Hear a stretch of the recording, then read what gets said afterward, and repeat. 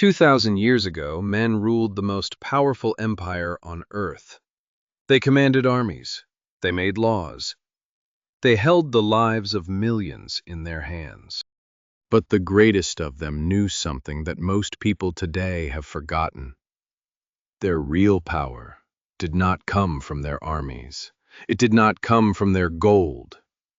It came from one place: their mind. Welcome. This is a graded lesson for English learners who want wisdom with their words. Today you will learn 7 rules. These are not modern rules. They are not from a self-help book written last year. They are 2,000 years old, and they still work. They worked for Marcus Aurelius, the philosopher-emperor who led Rome through war, plague, and betrayal. They worked for Epictetus, a man who began his life as a slave and became one of the greatest thinkers in history. They worked for Seneca, a man who faced death with calm hands and a clear mind. These 7 rules come from one school of thought: Stoicism. The Stoics believed that life will always bring you pain, loss, failure, disappointment. You cannot stop that, but you can control one thing: how you respond. And that one thing changes everything. Here is what most leaders never tell you. The Roman emperors were not unstoppable because they were born special. They were not unstoppable because they were lucky. They were unstoppable because they trained their minds the way a soldier trains his body. Every single day. Before sunrise, in silence, with discipline, control your mind, control your life. That is the idea at the center of everything you will hear today. 7 rules. One for each lesson that made these men extraordinary. By the end of this video, you will have all 7. You will know what they mean. You will know how to use them. Not just to survive your week, but to build something stronger inside you. If you are serious about a stronger mind, subscribe right now. There is more coming. Now let us begin. Rule 1. Rule 1. The dichotomy of control. Epictetus was not born free. He was born a slave in ancient Rome. He had no money, no power, no choice over where he lived or what he did each day. His master was a cruel man. One day that master twisted Epictetus's leg to show his power over him. Epictetus looked at him and said calmly, "You are going to break it." The master twisted harder. The leg broke. Epictetus said, "Did I not tell you? No anger, no tears, no begging." How is that possible? How does a man with nothing stay that calm? Here's the truth. Epictetus had learned the first and most important rule of Stoicism. There are things in your control, and there are things outside your control. That is it. That is the whole rule. But most people never learn it, and it costs them everything. What is in your control? Your thoughts, your words, your effort, your attitude, your choices. These belong to you. No one can take them. What is outside your control? Other people's opinions, the economy, the weather, traffic, what your boss thinks of you, whether your flight is delayed, whether your plan works out the way you imagined. These do not belong to you. Fighting them is like fighting the wind. Reactive people are controlled by events. Disciplined people control their response. Think about your own life. How much energy do you spend every week on things you cannot change? Someone said something bad about you. You replay it for days. A plan fell apart. You blame yourself for things that were never in your hands. A relationship ended. You ask why 100 times. That energy is not free. Every hour you spend fighting what you cannot control is an hour you did not spend building what you can. The manager under pressure knows this lesson well. He was blamed for a project that failed. Half of it was his fault, half of it was not. He wanted to defend himself. He wanted to explain. He wanted people to understand, but he stopped. He asked himself one question. What can I actually control right now? Not the blame, not the opinions, but his next decision, his next action, his next conversation. He stopped defending and started rebuilding. 6 months later, his team trusted him more than before the failure. He woke up. He focused. He built. That is the dichotomy of control working in real life. So here is your practice for Rule 1. Today, when something goes wrong, stop. Ask yourself 2 questions. Is this in my control? If yes, act. If no, release it. Do not carry what was never yours to carry. Stop fighting the weather. Start building your roof. Control your mind. Control your life. Rule 2. Memento Mori. Marcus Aurelius was the most powerful man on earth. He commanded over 1 million soldiers. He ruled an empire that stretched from England to Egypt. He had more gold, more land, and more power than almost any human being who has ever lived. And every morning, he reminded himself that he was going to die. Not as a punishment, not out of fear, as a practice, a discipline, a way to stay honest with himself about what truly mattered. In his private journal, which we now call Meditations, he wrote to himself, not to impress anyone, not to be published, just to keep his mind sharp and his values clear. He wrote things like this: you could leave life right now. Let that determine what you do say and think. Read that again slowly. You could leave life right now. Listen carefully. Most people live as if they have unlimited time. They wait. They delay. They say, I will do that next year. I will fix that relationship later. I will start that project when things calm down. They spend their days doing things that do not matter and avoiding things that do. And then one day, time runs out. Not because they were unlucky, but because they forgot that time was always running out. Memento Mori is a Latin phrase. It means remember you will die. The Stoics did not say this to be dark or sad. They said it to wake people up. Death is not the enemy. Wasted time is. There was a woman 45 years old who lost her job on a Tuesday morning. She sat in her car for an hour. She cried. Then something shifted. She thought, if I had 1 year left, would I spend it trying to get back to a job I never loved? Would I keep playing it safe? Would I keep waiting? She did not wait. She opened the business she had been afraid to open for 11 years, not because she was ready, but because she finally understood that ready is a lie we tell ourselves when we are afraid.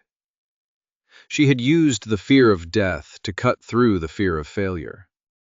Memento Mori does not make life heavy. It makes it clear.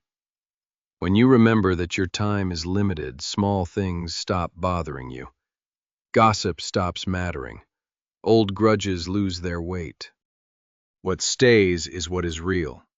Your work, your people, your purpose. Here is your practice for Rule 2. Tonight before you sleep, ask yourself one question. If today was my last day, did I live it the way I wanted to? You do not need to answer perfectly. You just need to be honest. That honesty is where change begins. Death is not the enemy. Wasted time is. Rule 3. Amor, Fati. There was a young man who hated his past. He grew up poor, not just a little poor, the kind of poor where you wear the same shoes for 3 years, where dinner is sometimes nothing, where you learn early that the world does not owe you anything and it proves it every day. He was angry. For a long time he was very angry. At his parents, at his neighborhood, at the people who had more. He carried that anger everywhere, into his friendships, into his work, into his sleep. The anger felt like power, but it was not power. It was weight. Then he found one sentence, 4 Latin words from the Stoics. Amor, Fati. Love your fate, not accept your fate, not survive your fate. Love it. Stay with me, because this sounds impossible. How do you love the things that hurt you? How do you love growing up without enough? How do you love failure, loss, rejection, and pain? The Stoics said this. You do not love those things because they feel good. You love them because they made you. Every hard year is a year of training. Every loss is a lesson you cannot learn any other way. Every scar is proof that you were tested and you are still here. If your past was easy, you would be soft. If your road was smooth, you would have no strength for what is ahead. The difficulty was not a mistake. It was the making of you. Consumers fear difficulty. Builders use it. The young man stopped fighting his past. He stopped wishing it was different. He looked at every hard thing that had happened to him and asked one question. What did this make me? Stronger, faster, hungrier, more serious than the people who had it easy. He became the hardest worker in every room he entered. Not despite where he came from, because of it. If your past broke you, it also built you. If your failure humiliated you, it also educated you. If your loss emptied you, it also made space for something new.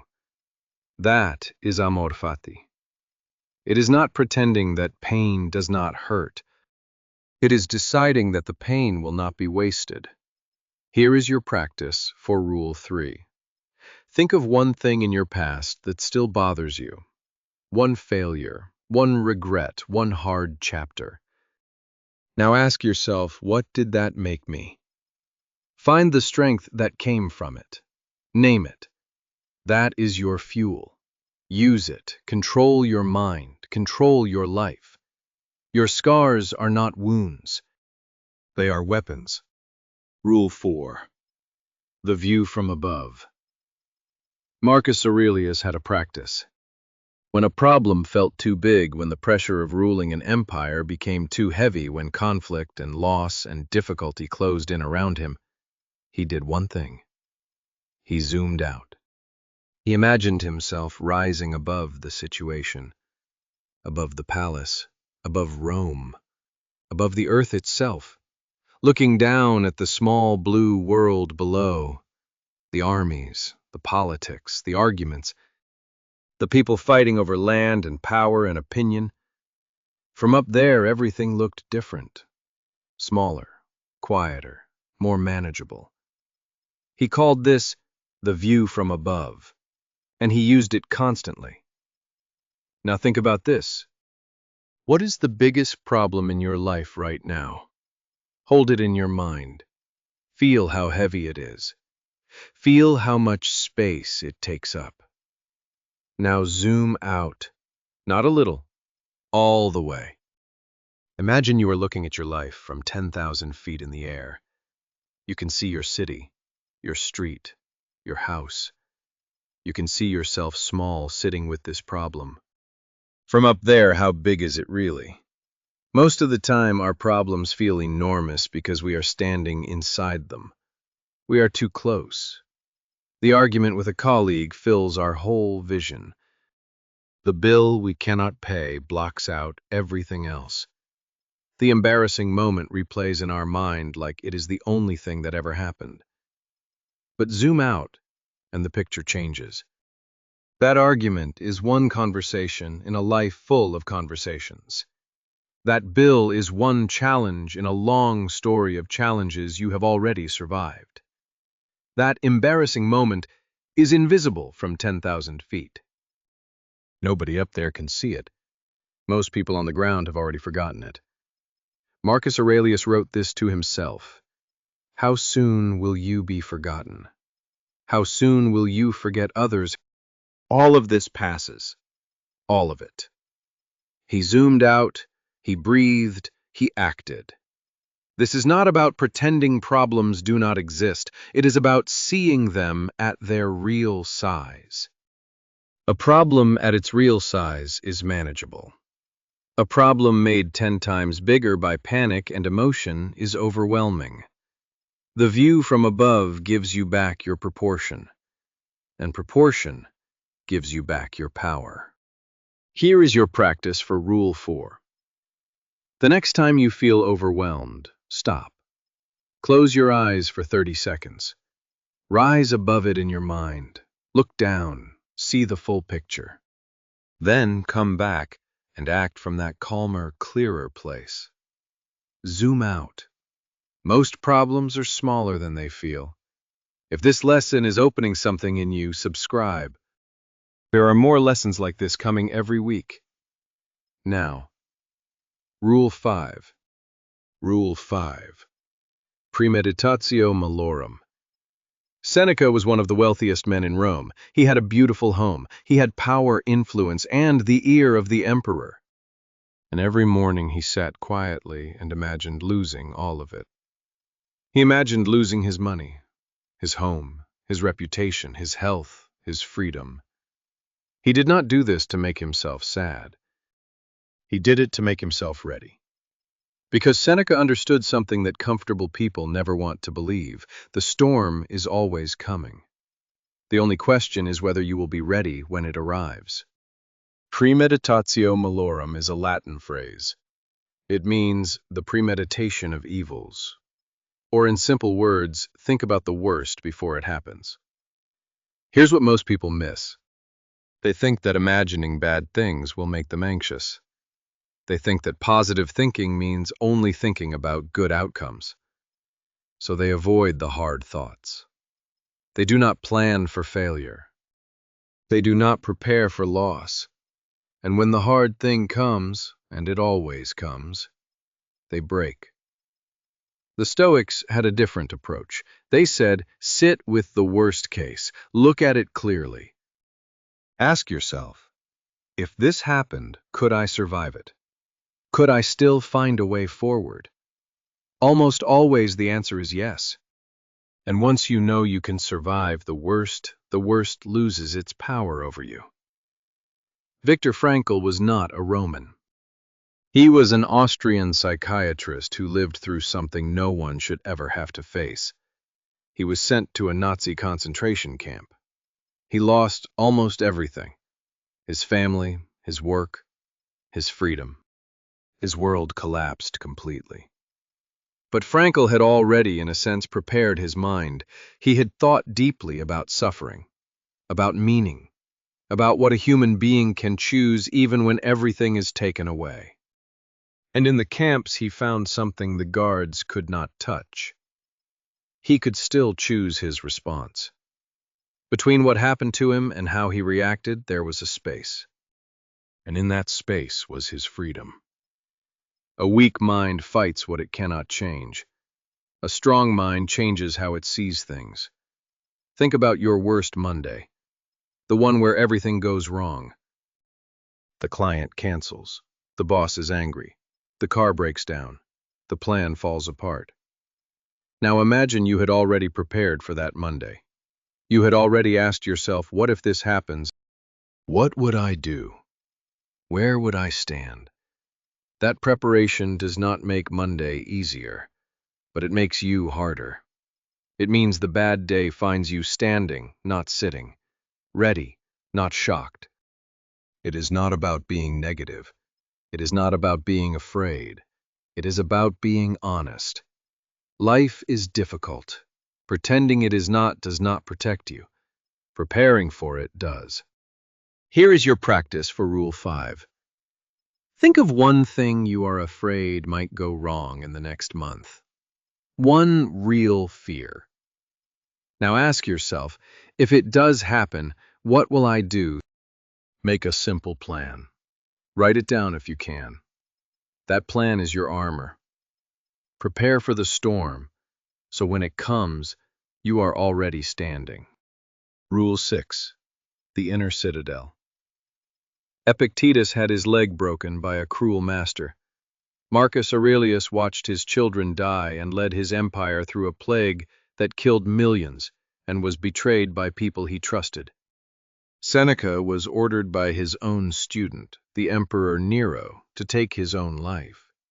These men faced things that would destroy most people, and yet they did not break.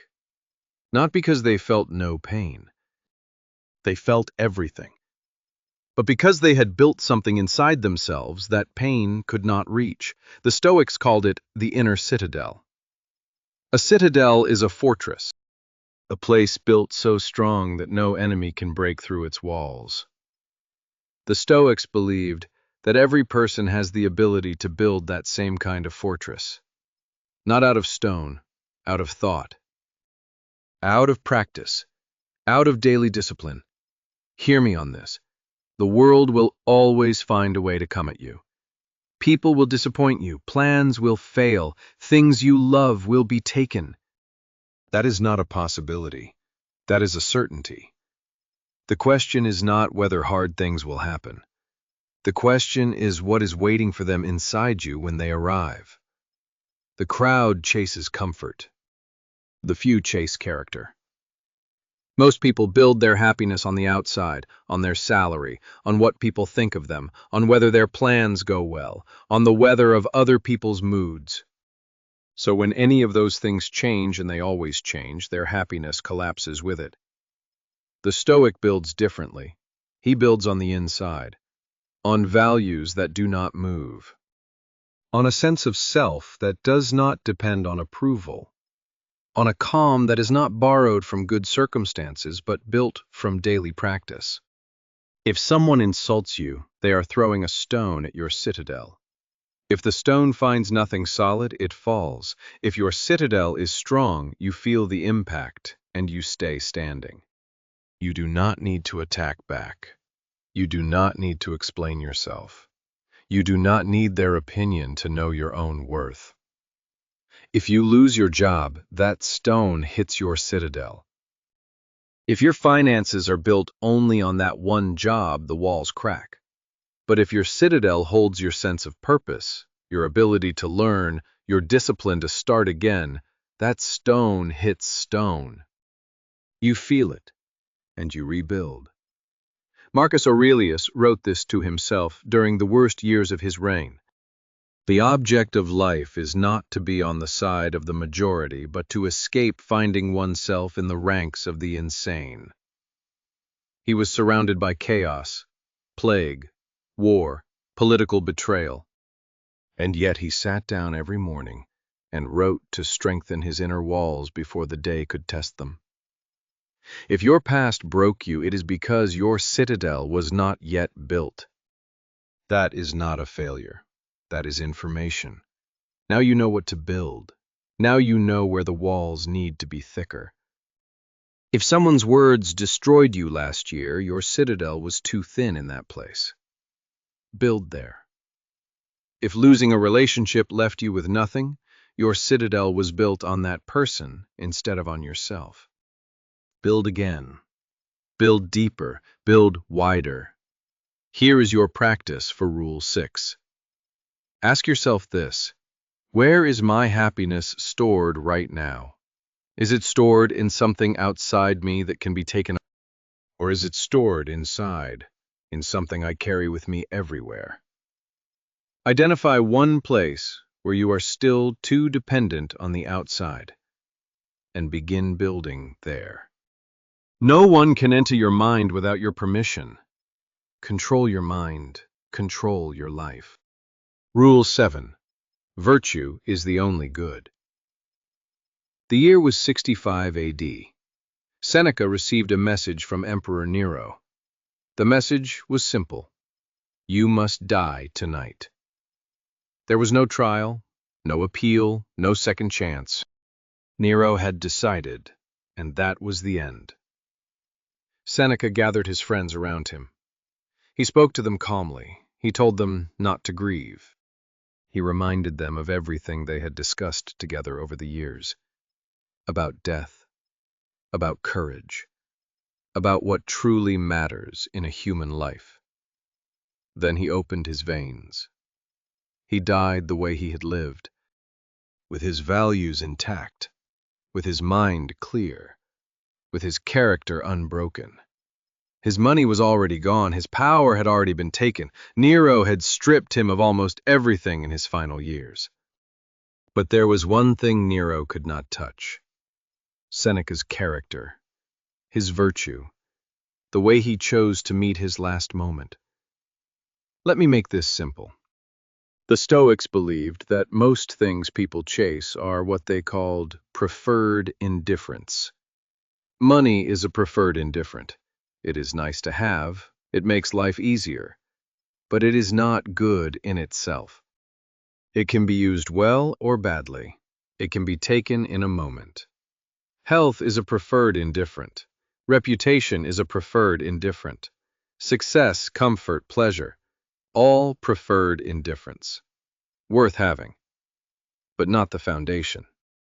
There is only one thing the Stoics called truly good: virtue, the quality of your character, how honest you are, how disciplined you are, how you treat people when no one is watching, how you face difficulty, how you carry yourself through loss.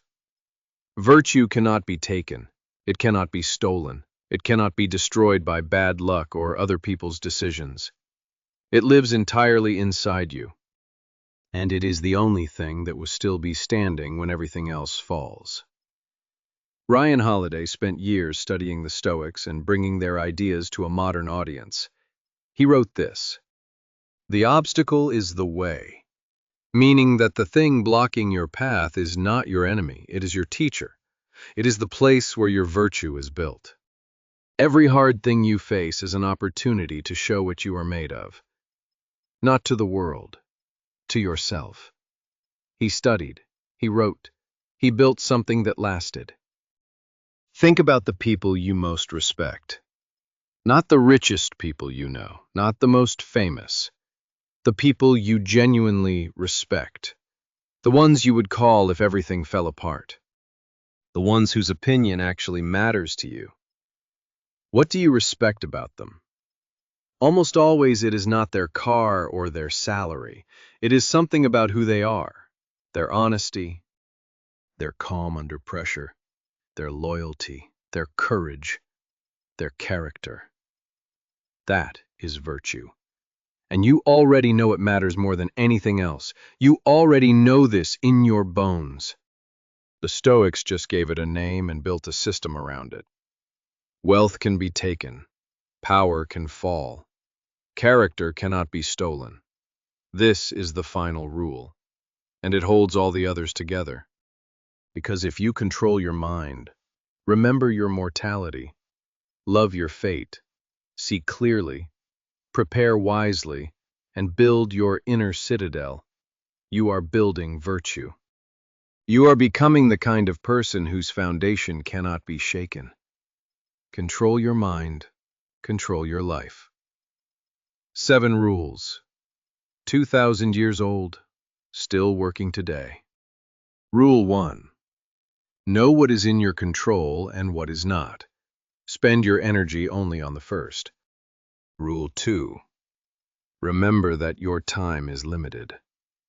Let that make your choices clearer and your days more honest. Rule 3. Love your fate. Do not just accept what has happened to you.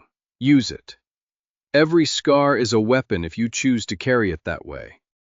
Rule 4. When pressure closes in, zoom out. See your problem at its real size, then act from that calmer place. Rule 5. Prepare for the worst before it arrives. Not out of fear, out of strength. The mind that has already seen the storm is not broken when the storm comes. Rule 6. Build your inner citadel. Store your peace, your identity, and your worth inside yourself, not in things that can be taken. No one can enter your mind without your permission. Rule 7. Chase virtue above everything else. Money, power, and reputation are borrowed things. Character is the only thing that is truly yours. The emperors are gone. Rome is dust.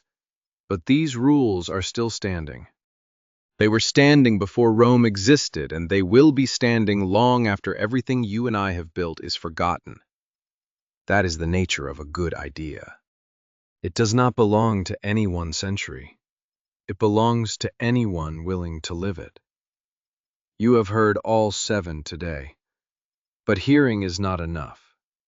The Stoics did not just read these ideas, they practiced them every morning, every evening, in every difficult moment. They asked themselves, am I living this? Am I doing this right now? So here is your final question. Not which rule was most interesting. Which rule do you need most right now? Which one, if you applied it this week, would change something real in your life? That is the rule to start with. Just one. Do not try to change everything at once. Pick one rule, practice it for 30 days, then come back for the next one. Which of these 7 rules do you need most right now? Tell me in the comments, I read every one. And if this lesson gave you something real today, share it with one person who needs it. Subscribe if you want more lessons like this. There is a lot more coming. Keep listening daily and your English will grow with your mind. See you in the next lesson.